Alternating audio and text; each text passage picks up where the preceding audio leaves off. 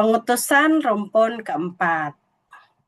Dalam rumpun pengutusan ada warta jemaat, ada amanat pengutusan, ada berkat, dan ada setelah berkat.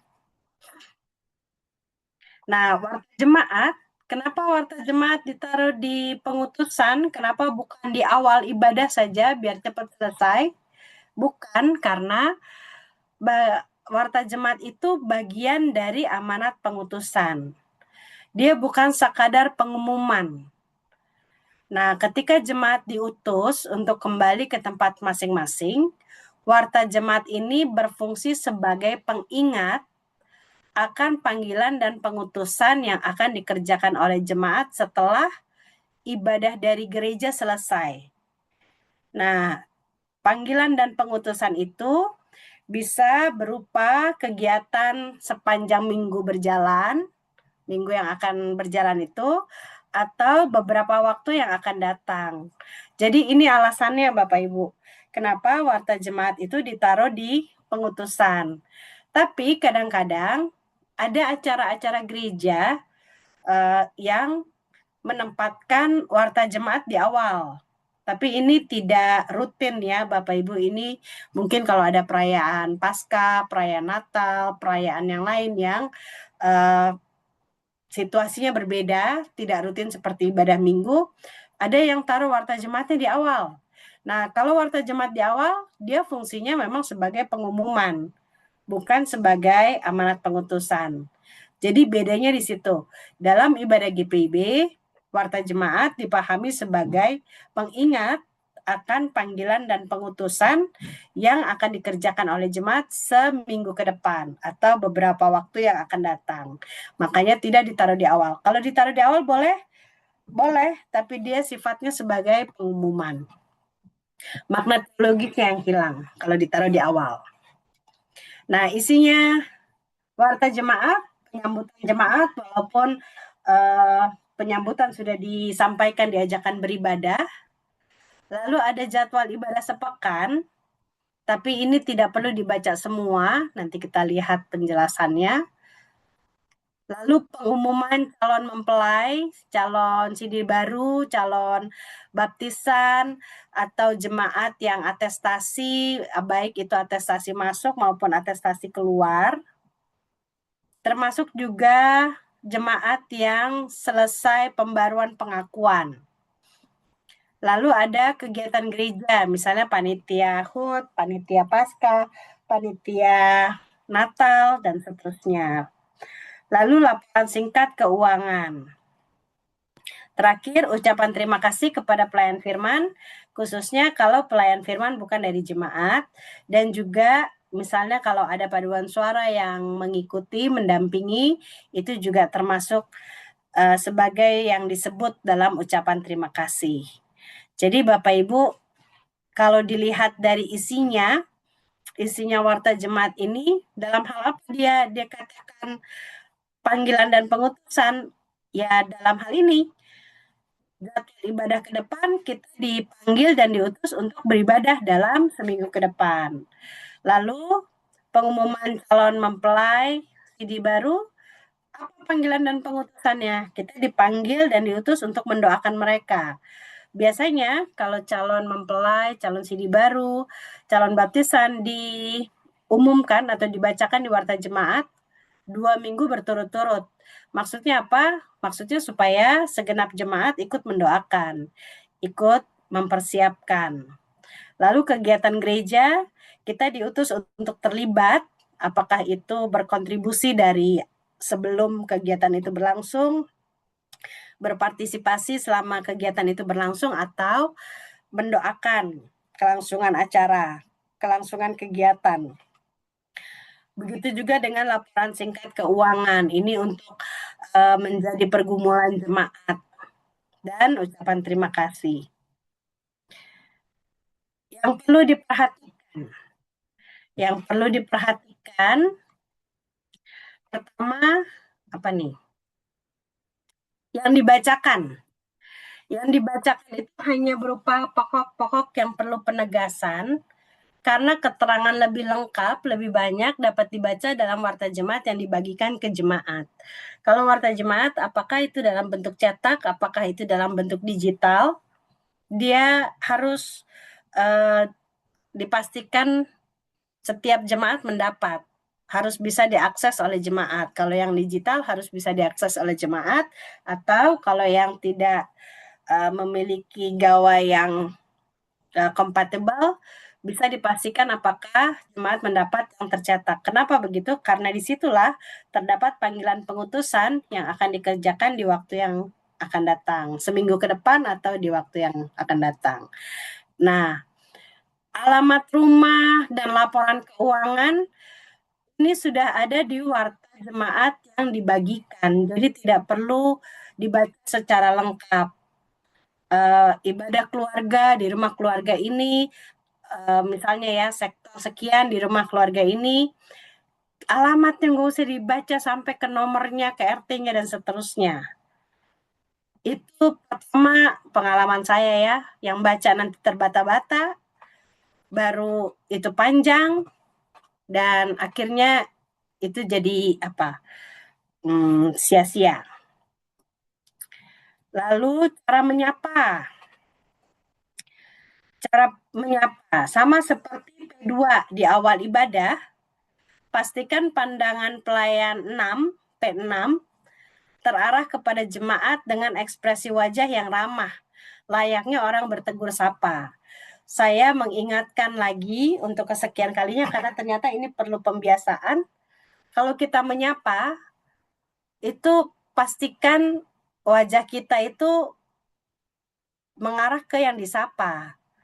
Jangan nunduk. Nanti kalau kita nunduk, tau-taunya jemaatnya hilang, sama aja bohong kan. Ternyata kita ngomong sendiri. Saya berharap kalau cuman kita menyapa Bapak Ibu, saudara-saudara yang dikasih Tuhan Yesus, masa iya kita nggak hafal, harus sampai nunduk dan baca. Itu kan seharusnya kita dapat melakukannya secara natural, toh. Bisa sambil dilihat juga jemaatnya. Lalu cara membaca. Cara membaca, jika pengumuman itu bersifat jadwal ibadah, pengumuman, calon mempelai, calon baptis, pastikan pengucapannya jelas dan tegas, tidak perlu terburu-buru. Hindari kesalahan dalam penyebutan nama. Ini kalau kita salah menyebut nama, Bapak Ibu, sebetulnya ini menyebalkan sekali. Saya berharap dengan saya memperpendek nama menjadi Cindy Tumbelaka itu akan menyelamatkan saya dari membaca yang panjang dan salah-salah, tapi enggak juga. Ternyata sudah Cindy Tumbelaka, orang masih Tumbeleka, dan seterusnya gitu. Itu sebetulnya menyebalkan. Jadi Bapak Ibu mohon kalau kita membacakan nama, tidak usah buru-buru, baca yang jelas, kalau perlu latihan dulu. Biasanya saya kalau ke gereja-gereja lain, doa syafaat kan biasanya mereka taruh nama orang tuh, panjang lagi banyak. Nah itu kalau ada waktu, biasanya saya pastikan kalau saya baca, presbiternya juga ikut dengar. Ini saya lakukan di konsistori. Untuk nama-nama yang sulit, nama-nama yang tidak terbiasa di lidah kita, itu ada baiknya kalau kita latihan dulu sebelum baca. Karena kalau salah baca nama, sudahlah yang dibaca itu tersinggung, jemaatnya jadi ramai, kitanya juga jadi terlihat bodoh gitu ya. Masa baca pelan-pelan gitu aja nggak bisa. Walaupun memang ada ejaan-ejaan yang sulit. Jadi warta jemaat juga harus dipastikan kita bisa membaca dengan benar. Lalu perbedaan ekspresi dan intonasi. Kalau pengumuman itu terkait kedukaan, ekspresinya harus berbeda dari membaca pengumuman kelahiran. Jangan kita membaca berita duka cita tapi sambil senyum-senyum. Nggak ada perubahan dari awal. Berita duka cita. Itu nggak bagus. Menyebalkan sekali itu. Walaupun mungkin kita kebiasaan ya bicara sama orang atau bicara depan umum itu senyum-senyum, tapi nggak gitu juga. Sebaliknya, kalau membaca berita kelahiran juga Jangan seperti sedih banget ada anak lahir gitu. Jadi ekspresinya juga mesti terasa. Begitu juga misalnya kita kasih pengumuman yang lain. Perbedaan ekspresi dan intonasi itu harus jelas. Panitia, perayaan Natal, perayaan ulang tahun gereja mengundang dengan penuh sukacita. Nah, itu juga ekspresinya ekspresi sukacita. Jangan dengan berat hati. Ini memang ada baiknya kalau dilatih, tapi terus terang untuk saat ini kita tahu dulu aja pemahamannya. Nanti kalau ada kesempatan kita akan latihan. Membaca ucapan terima kasih. Nah, ini dia yang tadi. Pastikan wajah P6 terarah pada yang dituju. Kalau membacakan ucapan terima kasih kepada pelayan firman, bisa ambil waktu untuk nengok sedikit ke mimbar, atau kepada pihak yang disapa, misalnya paduan suara yang dibawa, termasuk ketika memperkenalkan calon mempelai. Biasanya kalau ada yang diperkenalkan, atau calon warga jemaat baru, P6 sebaiknya memberi kesempatan bagi yang disebut namanya untuk berdiri dan memperkenalkan diri walaupun tidak dengan ucapan ya, dengan gestur, tapi setidaknya diberi kesempatan. Artinya, setiap kali kita membaca sesuatu, Bapak Ibu tidak perlu buru-buru, tapi kita ikut menjiwai apa yang kita baca. Jadi gestur kita juga akan mengikuti. Kalau kita buru-buru dan grogi, kepala kita menunduk sepanjang pembacaan, itu membuat bagian membaca warta jemaat ini menjadi hal yang membosankan sekali. Sudahlah panjang, kadang-kadang ngomongnya blebeb-blebeb, akhirnya jemaat ribut, dan akhirnya suasana ibadahnya pun hilang. Nah, yang perlu diperhatikan juga, apa nih? Tidak perlu menarik perhatian jemaat dengan berseru shalom. Karena ibadah pun telah dimulai dari tadi. Jadi, bacalah sesuai dengan apa yang tertulis.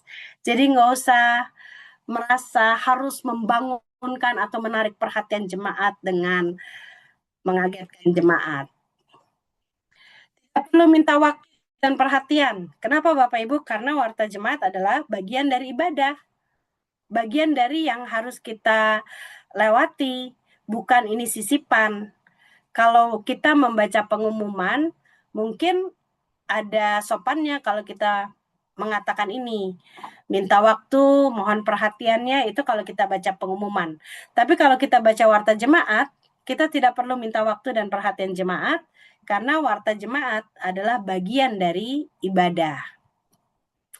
Nah, tidak perlu membuat lelucon yang tidak perlu. Cukup dengan bersikap ramah, layaknya mengajak orang lain untuk ikut berpartisipasi. Jadi, apa ya, mungkin kita ingin suasana mencair, tapi kalau di ibadah minggu, ibadah resmi, sepertinya tidak pada tempatnya. Cukup dengan gestur yang ramah, dengan intonasi dan ekspresi mengajak orang untuk ikut berpartisipasi. Nah, Bapak Ibu, memang kalau di ibadah keluarga atau ibadah unit-unit misioner, ibadah pelkat, suasananya lebih kekeluargaan memang. Tapi hal-hal ini juga perlu dipertimbangkan.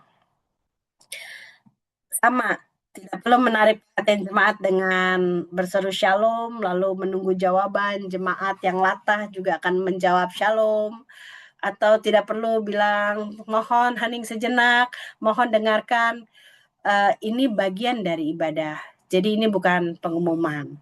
Lalu kalau bercanda, mungkin suasananya memang lebih akrab dari ibadah minggu, tapi bagaimanapun warta jemaat ini bagian dari ibadah.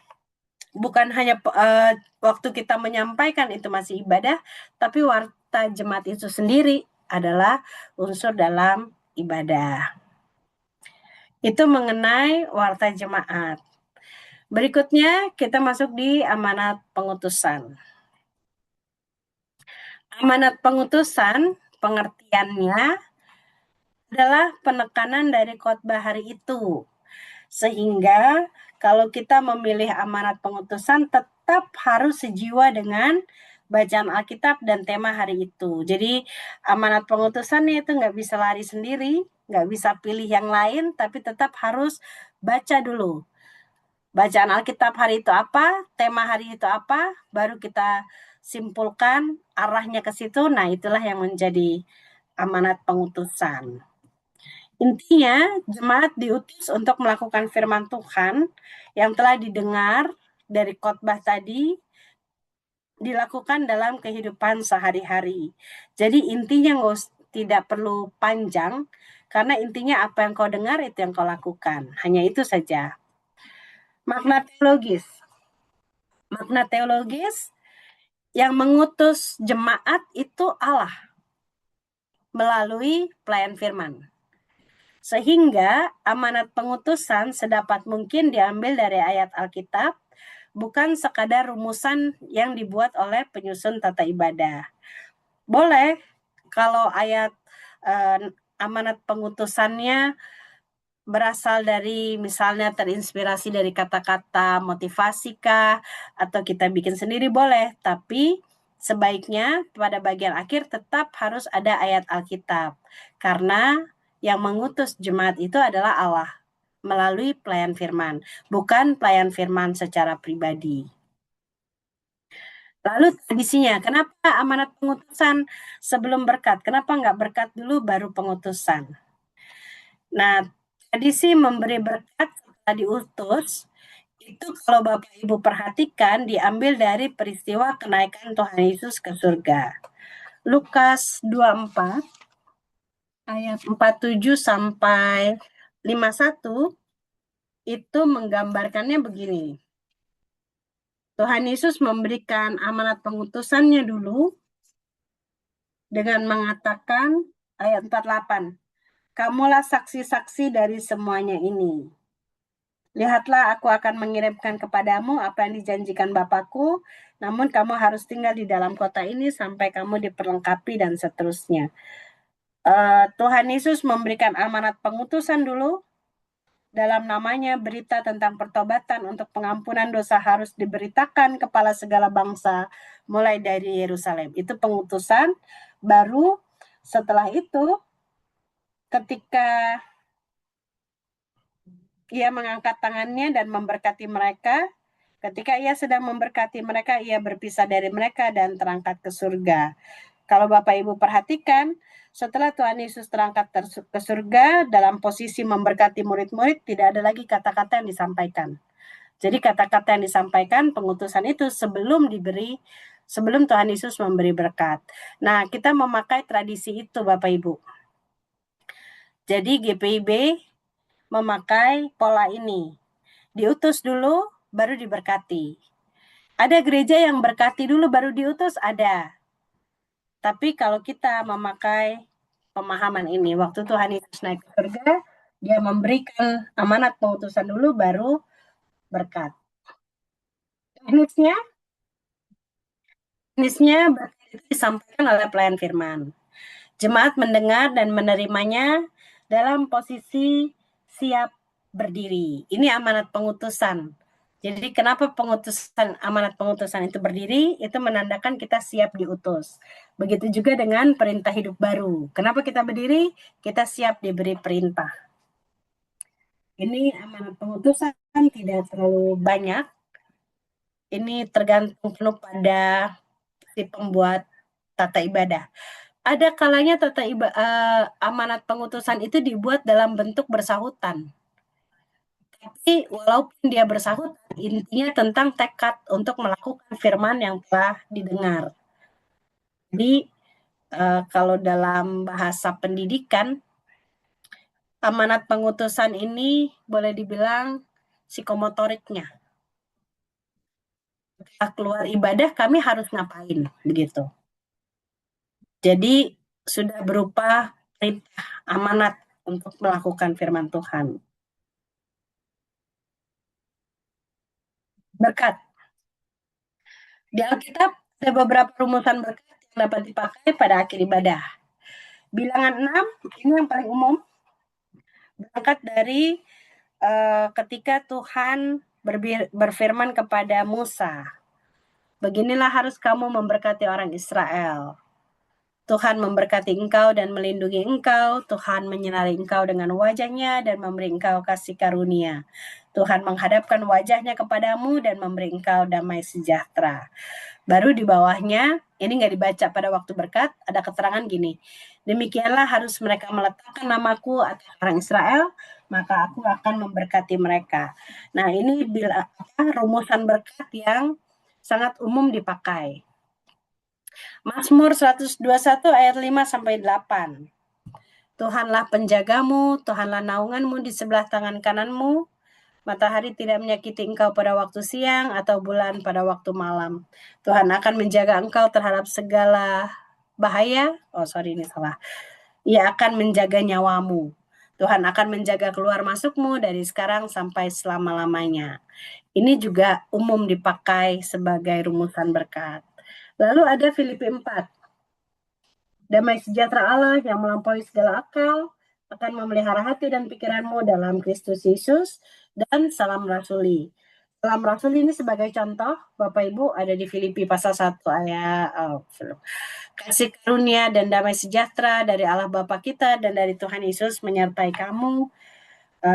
Kasih karunia Tuhan Yesus Kristus menyertai rohmu. Kalau Bapak Ibu lihat, salam rasuli ini ada di awal surat-surat para rasul, suratnya Paulus, suratnya Petrus, ada nggak ya? Atau di bagian akhir. Kenapa salam ini bisa dipakai menjadi berkat? Karena dia ada muatan berkat. Ini yang saya sampaikan di rumpun pertama juga. Nah, saat penyampaiannya, bilangan 6 yang tadi itu disampaikan dalam ibadah raya jemaat. Jadi kalau yang bilangan 6 itu disampaikannya di ibadah pertemuan raya umat kalau zamannya perjanjian lama. Jadi itu berkat yang paling utuh. Mazmur 121, dia itu biasanya disampaikan ketika umat Israel tiba di tempat ibadah. Jadi itu boleh dibilang judulnya nyanyian ziarah. Jadi ketika bangsa Israel mau beribadah ke tempat yang ditentukan Tuhan, biasanya kalau udah sampai di tempat ibadah, imamnya akan menyampaikan ini. Kalau kita lihat Mazmur 121 itu, dia berakhir dengan kalimat Tuhan akan menjaga keluar masukmu dari sekarang sampai selama-lamanya.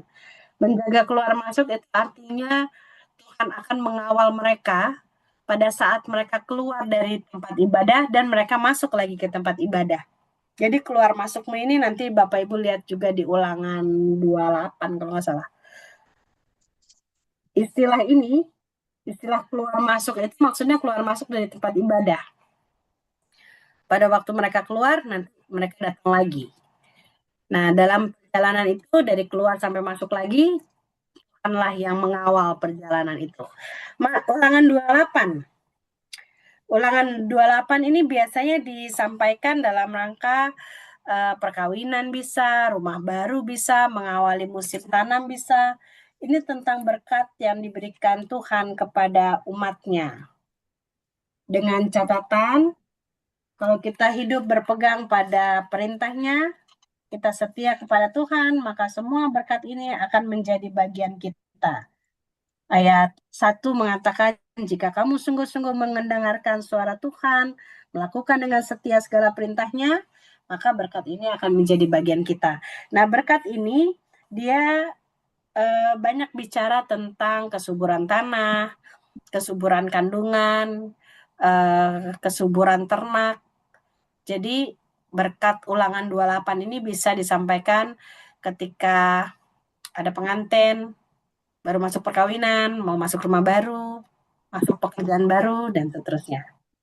Lalu Filipi 4 ayat 7, damai sejahtera Allah melampaui segala akal itu disampaikan dalam ibadah keluarga. Bisa di unit-unit misioner, bisa, tapi biasanya dia disampaikan di rumusan perjamuan kudus, Bapak Ibu. Di rumusan perjamuan kudus. Lalu salam rasuli, Salam Rasuli ini disampaikan dalam ibadah keluarga atau di ibadah-ibadah pelkat. Kenapa begitu? Karena dia rumusannya lebih singkat dan salam ini juga tetap mengandung berkat. Jadi di ibadah-ibadah kecil, ibadah-ibadah singkat, biasanya pakai salam Rasuli ini sudah cukup mengandung berkat. Teknisnya disampaikan oleh pelayan firman dengan mengangkat kedua tangan, jemaat menerimanya dalam posisi berdiri. Bapak Ibu, banyak sekarang nih yang tren, apakah kalau menerima berkat tangan kita itu harus menengadah?